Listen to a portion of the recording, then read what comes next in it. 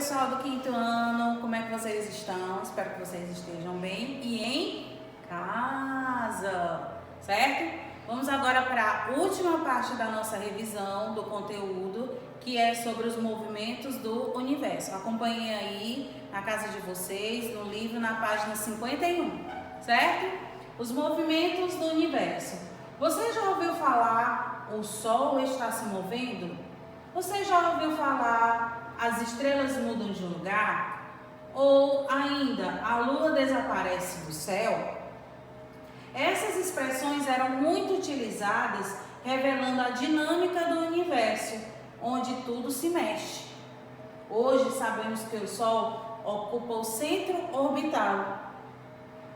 Assim como a Terra e os outros planetas giram em torno dele. Porém, quando observamos o céu em diversos horários diferentes, a gente consegue perceber que ele está em posições diferentes, como se ele estivesse se movimentando, sempre no sentido leste para oeste. Este movimento se chama movimento aparente do Sol. O movimento aparente do Sol resulta do movimento de rotação e do movimento de translação da Terra. E isso a gente já viu, faz tempo. O movimento de rotação que o planeta Terra faz e o movimento de translação que a Terra faz. Não é que o Sol esteja se movendo, é a Terra que está se movimentando.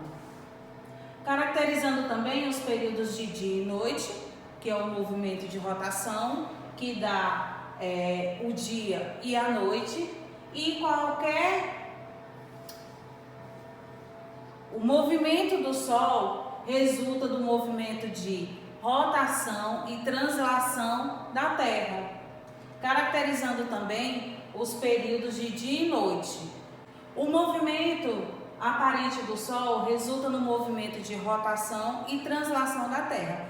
Qual a consequência do movimento de rotação da Terra? Vocês sabem que o movimento de rotação da Terra é o giro que ela dá em torno dela mesma.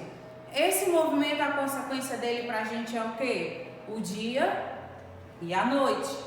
E qual a consequência do movimento de translação que a Terra tem? Que é esse movimento que ela faz ao redor do Sol. A consequência desse movimento vai ser o quê? As estações do ano. Bem, gente, essa é a última parte da nossa revisão, certo? Agora vocês vão ficar com a parte de exercícios da revisão. Eu espero que vocês tenham gostado da nossa revisão. Fiquem em casa e façam as atividades. A correção das atividades que nós vimos até agora. As atividades que nós não corrigimos em sala. Nós vamos começar com a página 49.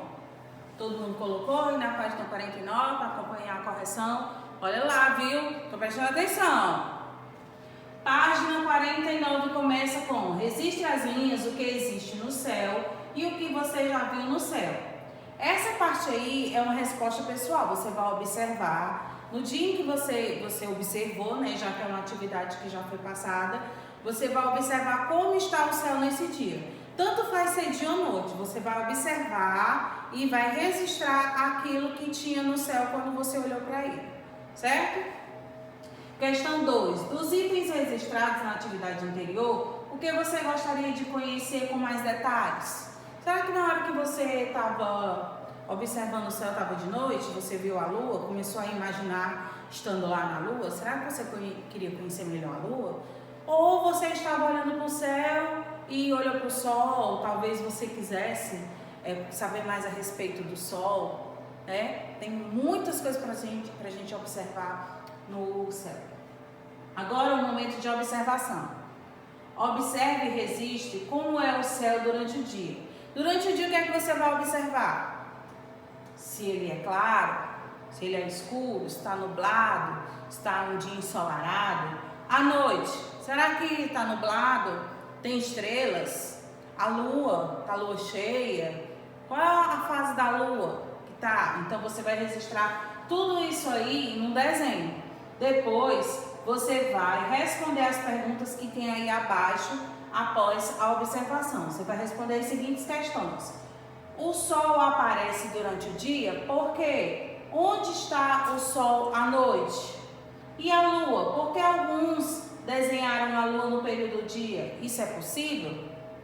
As nuvens estão localizadas mais abaixo ou mais alto que a lua e as estrelas? As estrelas estão presentes no céu apenas à noite? Onde estão durante o dia? Que elementos estão mais próximos de nós? O sol, a lua ou as nuvens? Isso tudo vai ser observado durante a atividade em que você vai registrar como está o dia e como está a noite. Após essa observação, você vai responder essas questões aí de acordo com o que você registrou, certo? Vamos para a página 53. Tem um texto, gente, aí muito legal do Arnaldo Antunes e do Edgar Escadurra, certo? Esse texto ele fala sobre o sol. Tem dias que o sol vai embora, tem noites que ele não tem aurora. Às vezes ele fica no Japão, só volta quando chega o verão.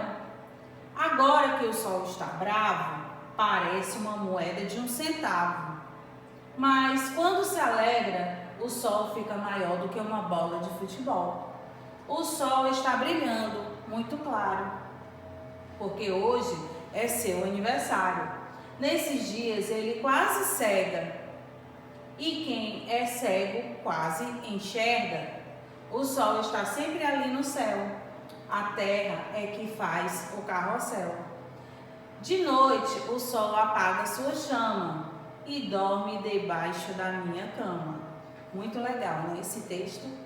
Nesse texto aí a gente vai ver vários fenômenos da natureza que o Arnaldo e o parceiro dele colocou aí para a gente observar.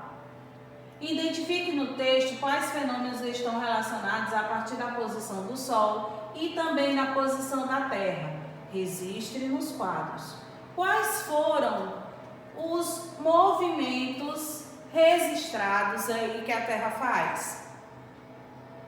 Primeiro movimento de translação. Segundo movimento registrado no texto, rotação. E o terceiro, as estações do ano, que é o resultado do movimento de translação, não esqueçam. Letra B, retire do texto a parte que confirma a resposta da atividade anterior. A atividade anterior, gente, é a letra A, certo? Primeiro, o que é que vai confirmar que a minha resposta está correta com relação aos movimentos de translação? Mas quando se alegra, o sol fica maior que uma bola de futebol. Segundo, o que é que vai também confirmar a minha resposta com relação à letra A? O sol está sempre ali no céu. A terra é que faz carrossel. E isso confirma o movimento de rotação. E a terceira, às vezes ele fica no Japão e só volta quando chega o verão. Isso vai confirmar lá no texto que ele falou sobre as estações do ano. Vocês conseguiram entender? Se ficou alguma dúvida, gente, volta lá no texto, relê novamente para entender bem direitinho. Indique em cada imagem os elementos utilizados pelo homem para sua orientação. Em seguida, circule o que foi desenvolvido mais recentemente. Você vai escrever aí o que o homem utiliza para se orientar, para se localizar no espaço onde ele está, certo? Tanto você vai registrar antigamente o que ele utilizava e o que ele utiliza hoje. Antigamente, o que é que ele utilizava? O Sol e o Cruzeiro do Sul. Depois, com as tecnologias, com o avanço da tecnologia, ele passou a utilizar o quê? A bússola, mais antigamente, né, também. E até hoje se utiliza a bússola também. E o aparelho de GPS, que hoje em dia já fazem parte da rotina das pessoas que dirigem, né, que utilizam carro. Ok? Todo mundo entendeu? Oi, gente, como é que vocês estão? Vamos começar a nossa revisão, a correção das atividades. Vamos começar com a página 49, tá certo, quinto ano? Abram o livro de vocês aí na página 49, corrijam. Não tenham preguiça de corrigir, gente. É importante fazer a correção para a gente, na hora da prova, não fazer nenhuma atividade errada, não fazer nenhuma questão errada por conta de atividades que nós não corrigimos, certo? Prestem atenção, eu sei que vocês já estão craques nesse assunto, certo? Então, eu sei que vocês vão corrigir bem rapidinho, vão corrigir no instante essa atividade. Vamos começar? Observe o desenho e escreva o nome das camadas: crosta, núcleo e manto. Essas são as sequências corretas que vocês têm que colocar no livro.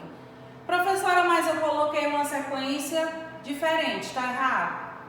Infelizmente está, certo? Porque você tem que seguir exatamente o que a setinha está pedindo. Observem isso também. Segunda questão: de que é formada a crosta terrestre? Não se esqueçam que crosta terrestre é o solo ou então a litosfera, certo? É formada por placas que estão sempre em movimento. Professora, eu não coloquei essa resposta, mas eu coloquei uma parecida. Como é que você vai saber se está certo? Observe novamente o texto, onde está essa resposta, leia o texto novamente, compare com a sua resposta, peça ajuda aos pais de vocês para ver se essa resposta está correta, certo? O que provoca os movimentos da placa da crosta terrestre? O calor no interior da Terra provoca esses movimentos. Quarta questão: o que são cataclismas? São movimentos que modificam para sempre a estrutura do ambiente. Quinta questão: cite os exemplos de cataclismas: erupções vulcânicas, terremotos, maremotos, são exemplos de cataclismos. Sexta questão, gente. Sexta questão, você vai escrever as camadas que constituem a nossa atmosfera, que são a troposfera, estratosfera, mesosfera, termosfera e exosfera. Certo aí? Tudo certinho? Sétima questão, você vai enumerar corretamente. Fator biótico você vai colocar 1 e fator abiótico você vai colocar número 2. As rochas são fator abiótico. As bactérias, número 1, fator biótico.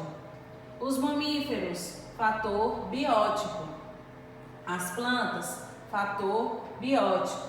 A água, fator abiótico número 2. O sol, fator abiótico número 2. Observem aí a marcação da numeração, vejam se vocês escreveram corretamente. Oitava, o que é a atmosfera? É a parte gasosa que envolve a Terra. Nona questão, o que compreende a biosfera? O que é que faz parte da biosfera? A biosfera compreende a parte da Terra onde há vida. Quando se está falando de biosfera, está falando de todos os seres vivos que vivem nela. De que é composto a hidrosfera? A hidrosfera é composta por toda a água encontrada no nosso planeta, seja ela qual seja o estado, gasoso, sólido, líquido, tudo isso é hidrosfera. Pronto, gente, conseguiram acompanhar aí a correção? Espero que vocês tenham feito a correção. Estudem para a nossa prova, tudo aquilo que a gente estudou, certo?